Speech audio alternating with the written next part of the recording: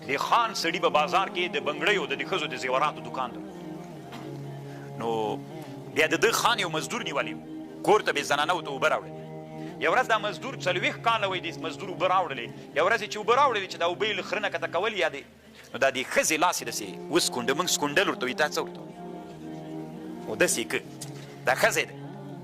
نو ښځې هېڅ هم دې سړي ته ونه ویل خو ښځه ډېره هوښیاره ښځه وه.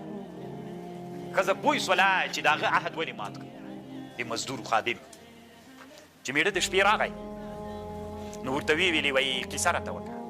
وایي د څه شي کیسه درته کوم؟ وایي راته ویې کړه خپله یې راته وکړه څه شی دې کړي؟ ویلې چې مې هم نه دي کړي. وایي نه کړي دي. وایي نه مې دي کړي. وایي هر څه دې چې کړي راته ووایه. ورته ویلې د مېړه ورته ویلې ښځې ته لیونۍ یې چې مې هم نه دي کړي څه یې مې کړي دي؟